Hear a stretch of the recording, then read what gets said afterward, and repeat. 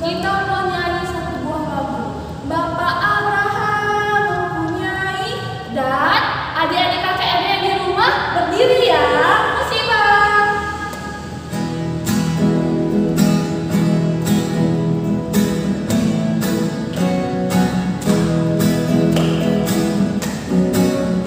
Bapak Abraham mempunyai banyak sekali anak-anak. Aku anaknya dan kau juga.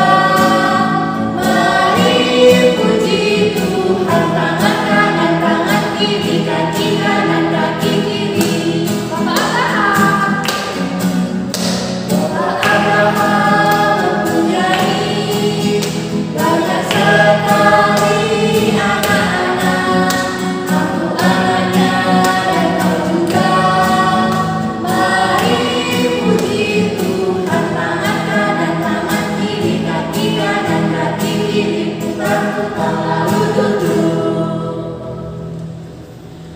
Biar tambah semangat, kita mau nyanyi satu lagu lagi. Bertemu dalam kasihnya.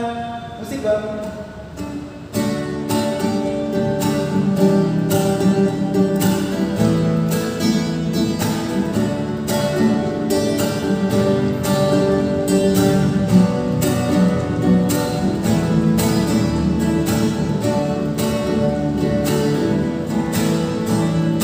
Bertemu dalam kasihnya, berkumpul dalam anugerahnya, bersukacita semua di dalam rumah Tuhan.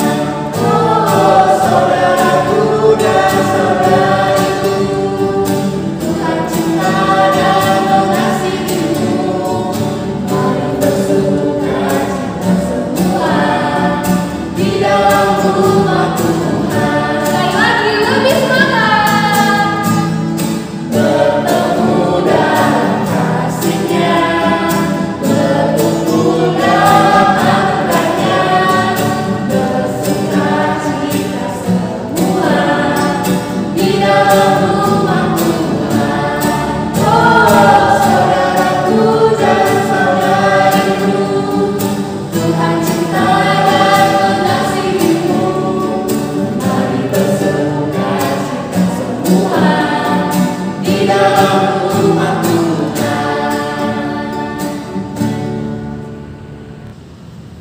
Oke, sekarang kita mau dengar firman Tuhan.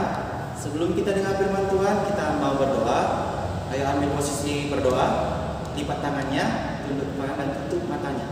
Kita bersatu dalam doa. Terima kasih Tuhan Yesus, kami ucap syukur padamu ya Tuhan atas berkat penyertaan Tuhan yang masih mengumpulkan kami Tuhan di tempat kami masing-masing ya Tuhan. Sebentar kami akan mendengar firman-Mu ya Tuhan, berkatilah kami agar kami dapat mengertikan firman-Mu yang tersampaikan kepada kami pada hari ini Tuhan. Terima kasih ya Bapak. Terima kasih Tuhan Yesus, kami ucap syukur padamu ya Tuhan, berkatilah ibadah kami ini hanya di dalam nama Yesus Kristus Juru Selamat Manusia. Haleluya. Amin. Oke. Jadi ayo anak-anak KKR, abang mau sapa dulu. Udah lama nih nggak ketemu sama abang kan. Jadi walaupun kita ibadah di tempat masing-masing tetap harus semangat ya. Jadi abang mau sapa nih. Shalom anak KKR. Dengar nggak ya? Dengar nggak? Kurang semangat. Coba abang sapa lagi ya. Shalom anak KKR. Pasti semangat ya, walaupun di tempat masing-masing. Oke, sekarang siapin Alkitabnya ya. Oke, jangan kalau ada Alkitab yang kalau bisa tidak usah handphonenya, kalau bisa Alkitab asli. Nanti kalau handphone yang dilihat pasti lain dari firman Tuhan. Oke, kalau Alkitabnya udah siap, buka Alkitabnya dari Kejadian 11 ayat 1 sampai 7. Ayo dibuka Alkitabnya. Abang ulang, Kejadian 11 ayat 1 sampai 7. Di sini abang yang bacakan. Kalian mengikuti dari rumah ya dalam hati.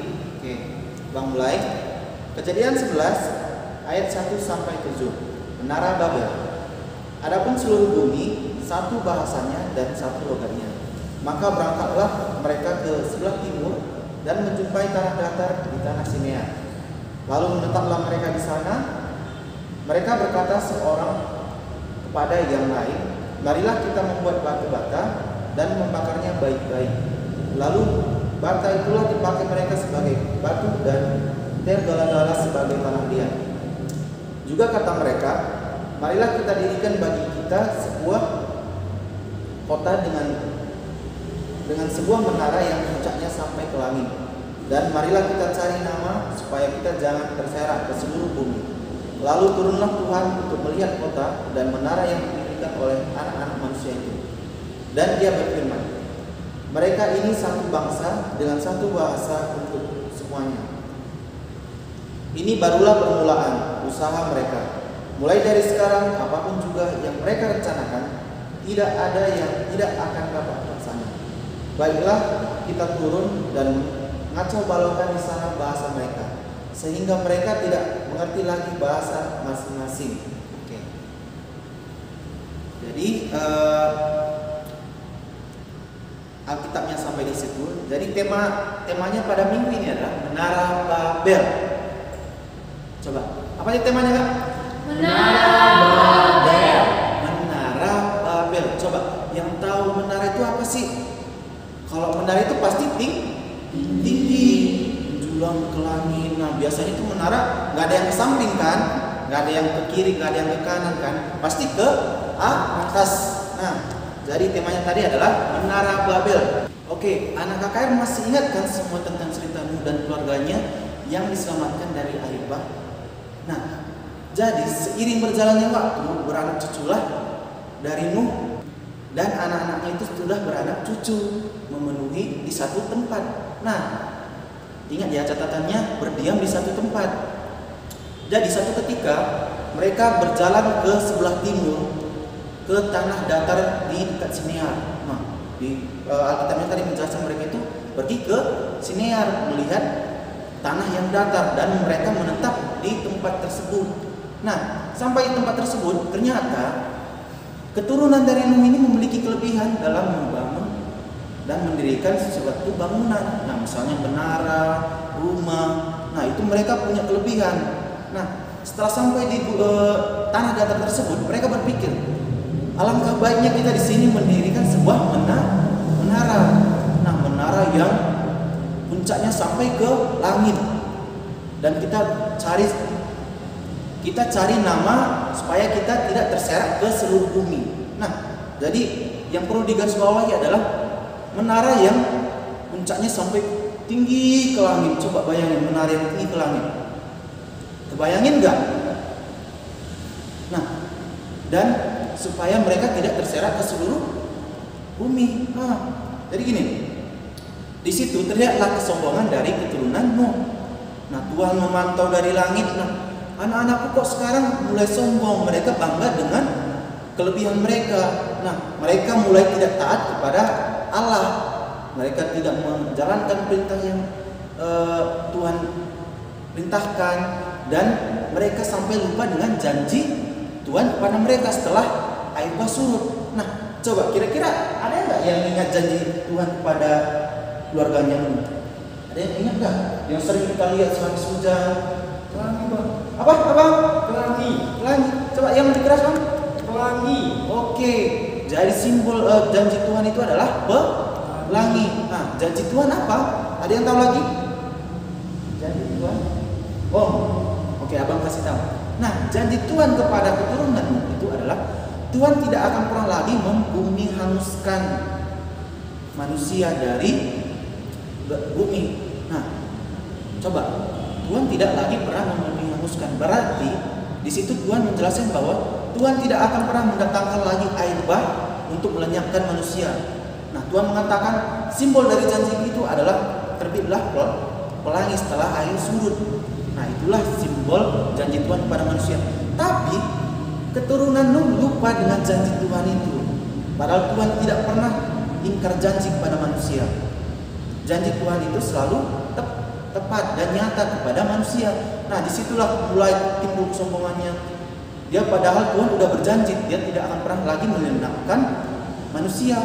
Tapi mereka tidak berpikir bahwa Tuhan gak akan mungkin menepati janjinya, Tuhan pasti akan lupa dengan janjinya. Nah, dia mendirikan menara yang sangat-sangat tinggi.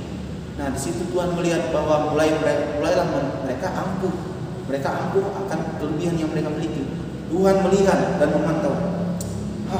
Anak-anakku tidak lagi taat kepadaku, aku akan turun melihat apa yang didirikan mereka. Nah, coba tadi di ayat yang ke-5 isinya, lalu turunlah Tuhan untuk melihat kota dan menara yang didirikan oleh anak-anak manusia itu. Nah, Tuhan melihat di situ anak-anak Tuhan itu tidak taat. Karena tidak taat kepada Tuhan, Tuhan kecewa kepada keturunanmu, sehingga agar menara itu tidak didirikan, Tuhan mengacaukan. Apa yang dikacaukan? Menurut kalian apa yang dikacaukan Tuhan sehingga menara itu tidak terbangun sampai ke langit? Coba. Apa tadi bang? Bahasa bang. Apa? Bahasa. Nah, yang dikacau balaukan Tuhan itu adalah bahasa. Jadi misalkan nih, mereka yang membangun itu ada sekitar 100 orang nih. Misalnya nih 100 orang. Tuhan datang dan mengacaukan bahasa mereka. Jadi satu dengan yang lain tidak saling mengerti. Oke, misalkan nih abang buat contoh bahasa yang udah dikacau balaukan. Misalnya abang orang Karo pakai bahasa Karo. Nah, misalkan kakak ini orang Bali pakai bahasa Bali, kakak itu pakai bahasa Jawa, mengertinya bahasa Jawa, cuman bahasa Jawa. Dan abang ini misalnya pakai bahasa Papua nih. Nah, coba nih, kalau abang berbicara meminta sesuatu itu dengan bahasa Karo, mungkin nggak mengerti kakak ini yang orang Bali? Nggak mungkin kan? Yang orang Jawa mengerti nggak? Yang orang Papua mengerti nggak? Nah, begitulah yang dibuat oleh Tuhan pada peristiwa pendirian menara Babel, sehingga menara Babel itu tidak bisa didirikan karena mereka sudah berselisih paham karena tidak saling mengerti. Nah, jadi di situ Tuhan menunjukkan bahwa manusia tidak boleh sombong, harus selalu taat dan selalu mengingat perintah Tuhan. Nah, ingat nggak dulu kejadian yang perintah Tuhan, beranak cuculah dan penuhi bumi. Di sini mereka melanggar nggak janji perintah Tuhan itu? Coba, melanggar kan? Tadi kenapa? Biar tidak terserak ke seluruh bumi. Jadi mereka mau hanya menetap di satu daerah saja. Jadi mereka tidak mau ke seluruh bumi gitu. Jadi misalnya nih, mereka hanya mau berdiam diri di Bali, nggak mau ke Medan, nggak mau ke Bandung lagi. Jadi mereka, aku maunya hanya di Bali aja. Aku mau di Bali aja. Kamu mau nggak ke Bandung? Mau nggak? Enggak. Nah, begitulah anak-anak keturunan Nuh pada saat itu. Jadi Tuhan menginginkan kita memenuhi seluruh bumi.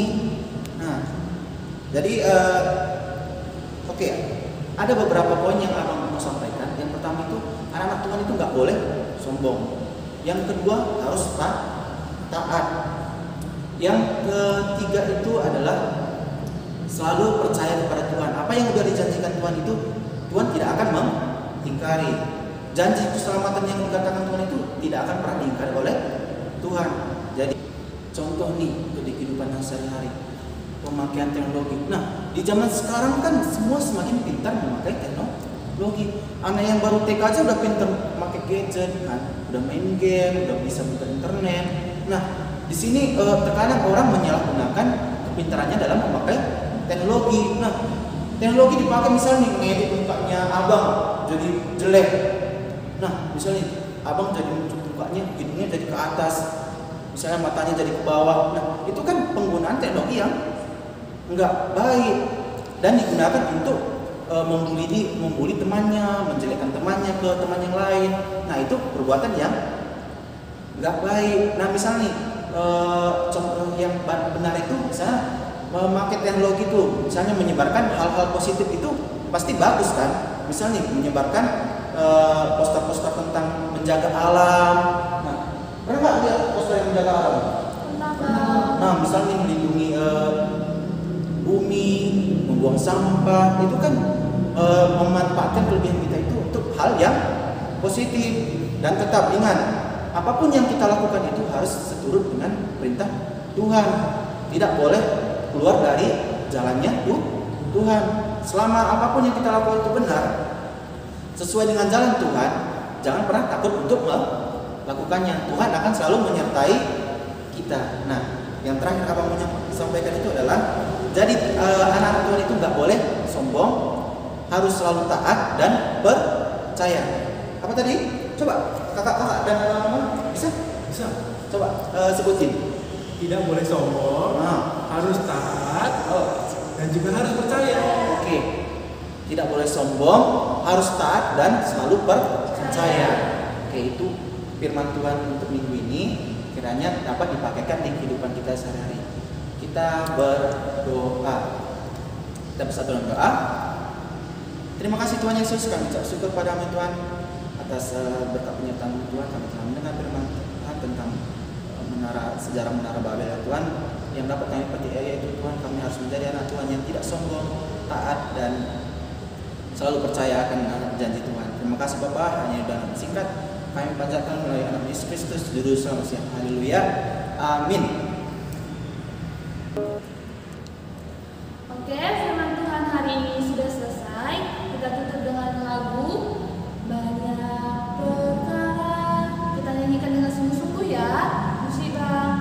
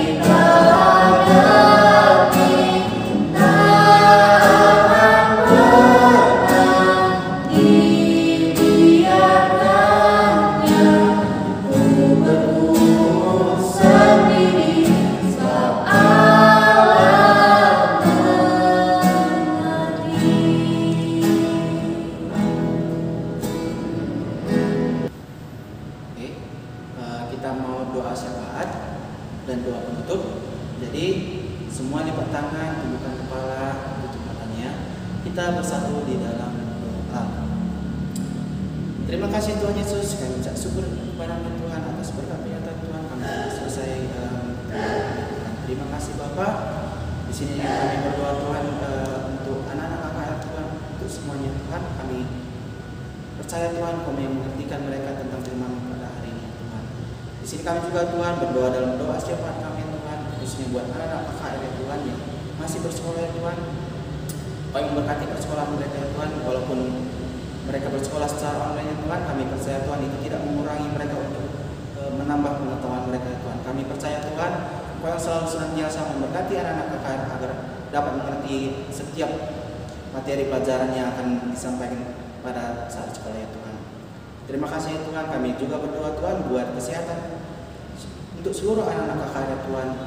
Kami berdoa Tuhan khususnya yang sedang sakit ya Tuhan, kami doakan agar Kau angkatkan sakit penyakitnya Tuhan. Kalau berkati obat yang dimakan mereka ya Tuhan agar kesembuhan untuk mereka ya Tuhan. Terima kasih Bapak. Di sini kami juga berdoa Tuhan buat kedua orang tua kami ya Tuhan. Kami berkati kedua orang tua kami ya Tuhan. Berkatilah pekerjaan mereka, berilah mereka rezeki dan umur yang panjang ya Tuhan. Terima kasih Bapak, beri juga orang tua kami hati yang bijak Tuhan untuk mendidik kami anak-anaknya, khususnya buat anak-anak KKR Tuhan. Terima kasih Bapak, kami juga berdoa Tuhan di masa yang sekarang ini Tuhan, kami mengerti Tuhan, kami sedang menghadapi masalah yang sulit Tuhan, di mana pandemi ini belum selesai Tuhan, tapi kami percaya Tuhan, Tuhan memiliki makna di balik semua ini Tuhan. Kami serahkan semuanya di dalam Tuhan, selalu sertai kami anak-anaknya Tuhan. Izinkan juga Tuhan berdoa Tuhan buat pemerintahan kami, buat memberkati pemerintahan kami Tuhan, agar dapat memberikan yang terbaik dalam menangani pandemi ini Tuhan. Terima kasih Bapak, kami serahkan semua pergumulan kami hanya di dalam tangan-Mu saja Tuhan. Terima kasih Bapak, hanya ini doa kami yang singkat kami panjatkan melalui anak Yesus Kristus yang telah mengajari kita berdoa. Bapa kami yang di surga, dikuduskanlah nama-Mu, datanglah kerajaan-Mu, jadilah kehendak-Mu di bumi seperti di surga. Berikanlah kami pada hari ini makanan kami yang secukupnya, dan ampunilah kami akan kesalahan kami, seperti kami juga mengampuni orang bersalah kepada kami. Dan janganlah bawa kami dalam percobaan, tetapi lepaskanlah kami daripada yang jahat. Karena Engkau punya kerajaan dan kuasa dan kemuliaan sampai selama-lamanya. Amin.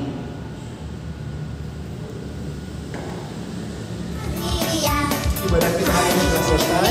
Kami dari guru suami guru mengucapkan Selamat hari Minggu, Tuhan Yesus memberkati.